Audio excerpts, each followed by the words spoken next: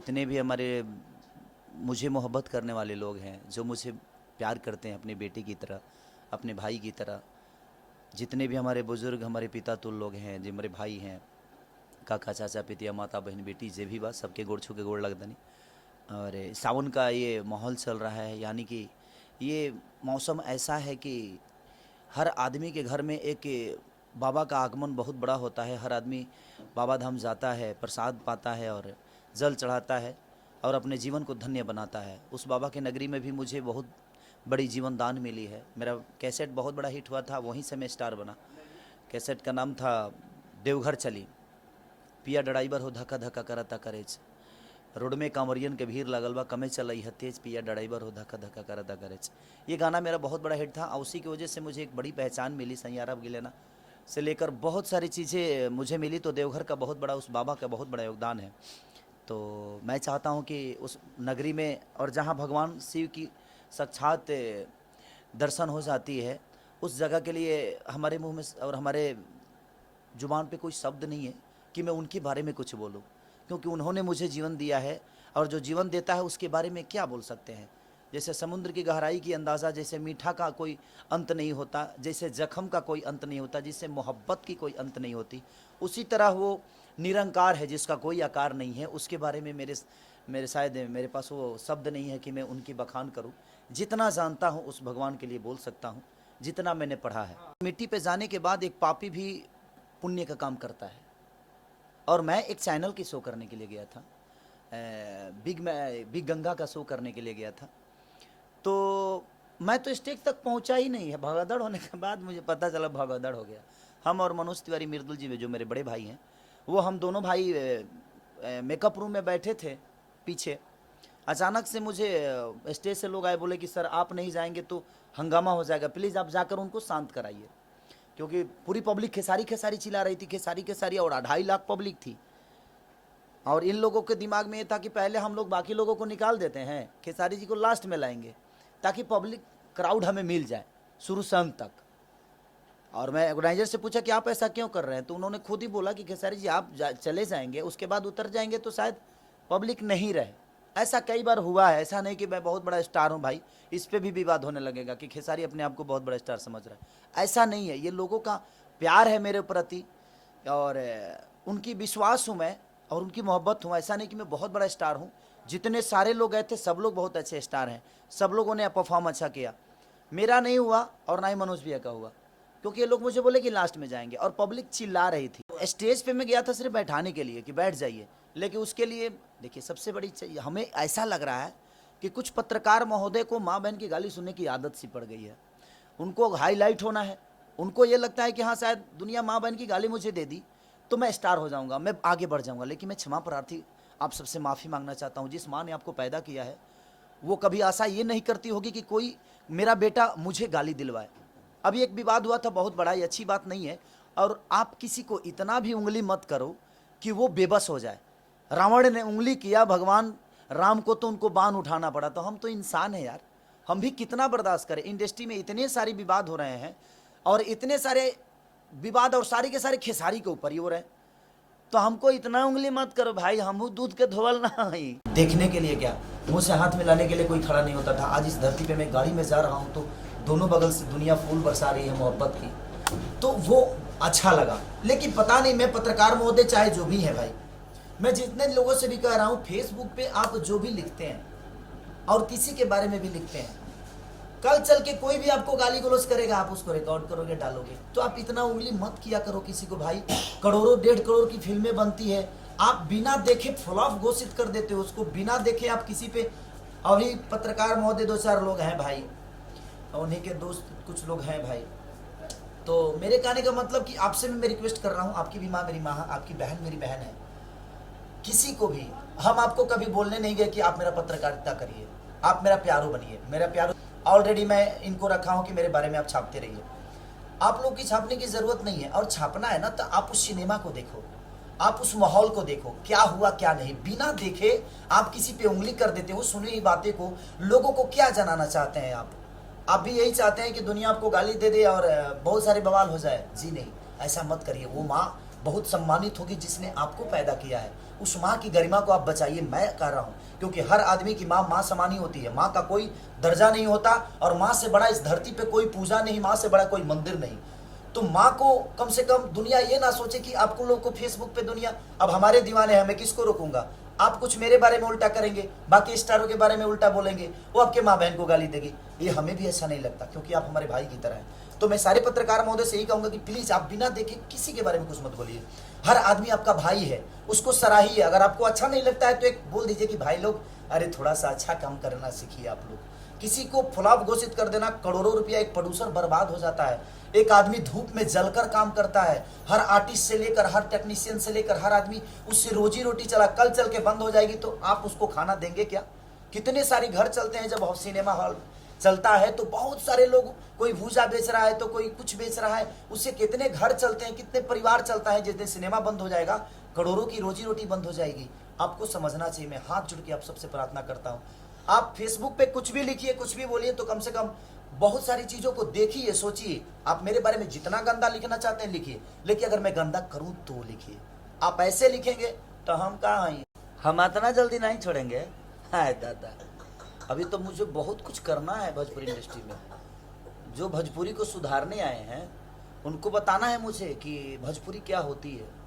क्योंकि मैं जिस मिट्टी से आया हूँ ना, उस मिट्टी पे मैंने लोरी सुना है, सोहर सुना है, जतसारी सुनी है, पूर्वी सुना है, निर्गुण सुना है। अभी तो उनको सिखाना है मुझे सबसे। नहीं नहीं नहीं, देखिए वो ऐसा कुछ नहीं है, सारे लोग स्टार हैं, ऐसा नहीं है।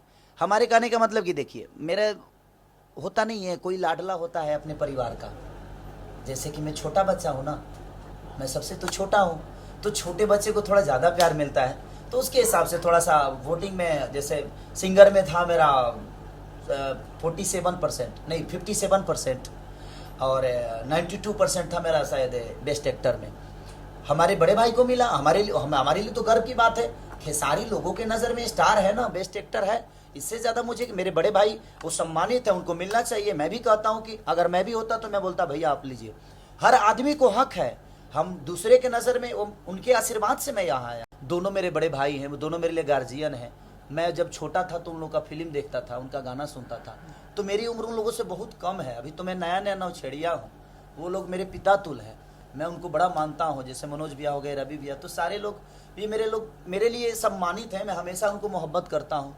पवन भैया से मैं जब भी मिला हूँ, हमारी व्यक्तिगत मुझे लगता है कि हाँ, एक बड़ा भाई के साथ साथ तो मेरा पिता भी है इंसान। दिनेश भैया से जब भी मिला हूँ, मुझे एक पिता की तरह मोहब्बत मिली है। देखिए एक बात बताएं, हमारा जो परिवार है ना, वो एक बंधन में बंधा हुआ है। भोजपुरी पूरी सिनेमा के जितने भी लोग हैं, तो वो परिवार के एक ऐसे धागे होते हैं कि एक ही आदमी के, भोजपुरी का मतलब एक धागा, और जो जितने पतंग उड़ती है उसके सहारे उड़ती है।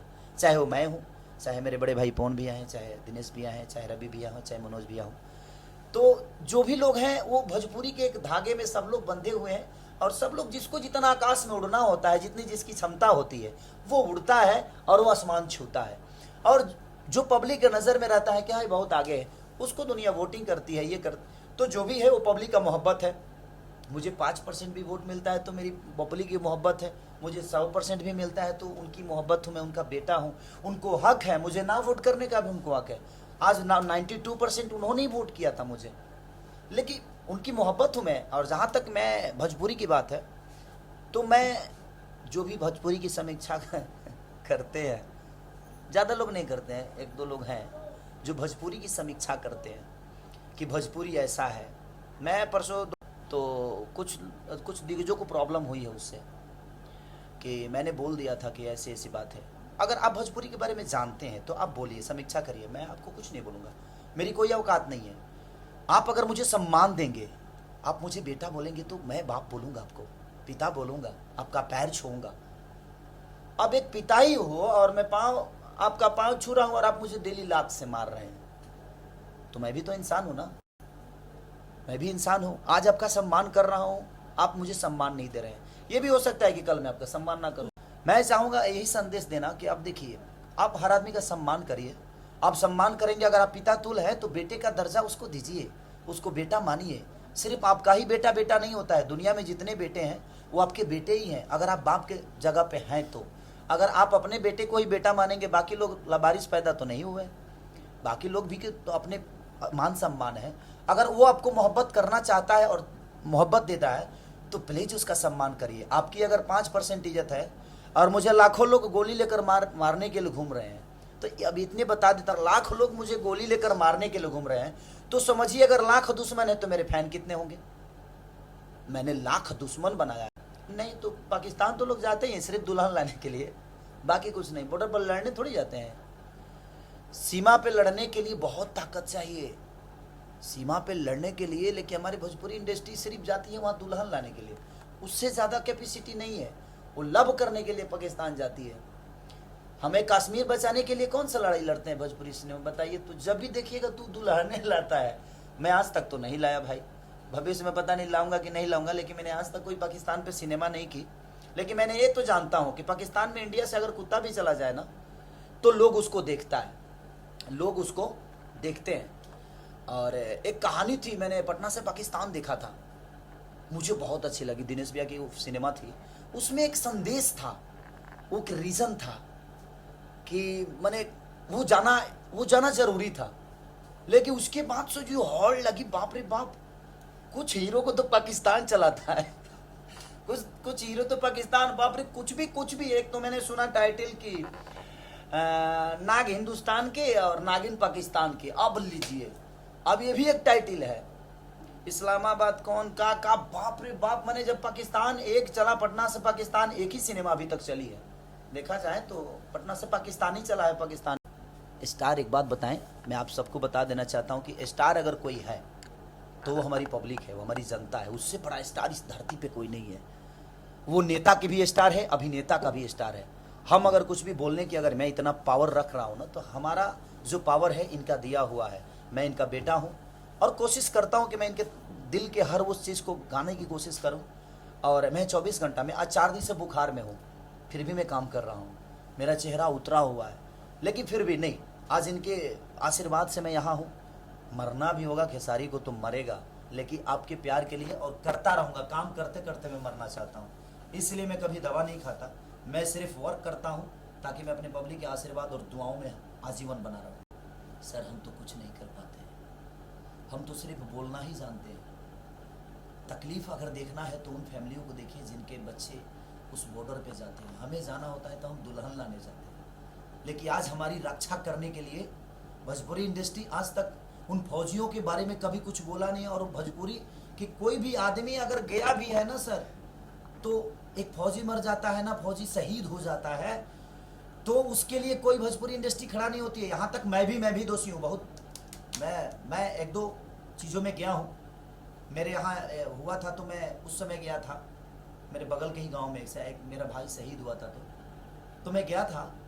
उन्होंने बुलाया था, करीब 80 किलोमीटर दूर पे था वो, मैं गया था उस बीच में। तो लेकिन मैं यही चाहूँगा कि उस माँ को सत प्रणाम है, उस बहन को सत प्रणाम है, जिनके बेटे, जिनके भाई, जिनके पति आज हमारी रक्षा के लिए अपनी जान तक दे देते हैं। मैं सादर प्रणाम करता हूँ उस माँ को, उस पिता को, उस भाई को, उस बहन को, उस भाभी को, जिन्होंने अपने घर के दिया को हमारी खुशी के लिए कश्मीर भेजकर और जलते हुए छोड़ा है। मैं उस दिया को सलाम करता हूँ। ईश्वर कभी उस दिया को ना बुझाए। हमारी दुआ है उन फौजी भाइयों के लिए कि मैं भी कभी फौजी था, 6 महीने तक मैंने ट्रेनिंग किया, लेकिन कीड़ा हो सकता है ना, कोई ज़रूरी थोड़ी है, हर आदमी फौजी तो बनता नहीं। लेकिन मुझे आप सबके मनोरंजन का रक्षा करना था, शायद मैं इसलिए यहाँ आ गया। आपके खुशी में मुझे शामिल होना था, पल भर के लिए खुशी देना था अपने गायकी से, अपने एक्टिंग से, शायद उसके लिए मैं आ गया। मैं देश का रक्षा तो नहीं कर पाया, लेकिन किसी विधि में उन फौजियों को मनोरंजन कराता हूँ मैं, ताकि वो हमारी फौजी भाई जहाँ भी रहें, जिस बॉर्डर पे रहें, खुश रहें। चाहे वो चाइना का बॉर्डर हो, नेपाल का बॉर्डर हो, या बांग्लादेश का हो, या पाकिस्तान का हो, चाहे जिस बॉर्डर पे हमारे फौजी भाई हैं, मेरी दुआ है, आप सबको सलूट है। आपसे बड़ा हीरो इस धरती पे कोई नहीं है। खेसारी लाल पर्दे का हो सकता है, आप सब रियल हीरो हैं। जय हिंद, जय भारत, जय जवान, जय किसान। उस माँ को प्रणाम जिस माँ के आप बेटे हैं। मैं चाहूँगा कि हजारों कोख ऐसे ही दिए की तरह जलते रहें, हजारों कोख में ऐसे ही चिराग जो बाहर आता है वो कश्मीर पे जलता रहे, और जलता रहे, वो कभी दिया बुझे ना, उस माँ का को कभी उजड़े ना। उस बहन का सिंदूर कभी ना उजड़े, कभी कलाई वो सुनी ना हो राखी के बिना। तो हर बहन खुशहाली मनाए। और सबसे बड़ी मैं चाहता हूँ जिन फौजी भाइयों की बहन घर पे हैं और वो बॉर्डर पे हैं, मैं चाहूँगा कि ज़रूर अगर आपको लगे छुट्टी सरकार दे, और मैं सरकार से निवेदन करूँगा कि प्लीज़ उन फौजी भाइयों को एक दिन के लिए छुट्टी ज़रूर दीजिएगा उस कलाई पर राखी बांधने के लिए, ताकि वो बहन कम से कम अपनी दुआओं में रखे और एक ताकत देकर फिर से बॉर्डर पे भेजे। तो मैं उस 15 अगस्त के लिए ढेर सारी शुभकामना, और रक्षाबंधन के लिए ढेर सारी शुभकामना आप सबको, उन बहनों को, और ढेर सारा प्यार इस भाई के तरफ से इन बहनों को। और मैं चाहूँगा कि भोजपुरी इंडस्ट्री को भी, हर आदमी को मिलके उन फौजियों के लिए ज़रूर कुछ करना चाहिए।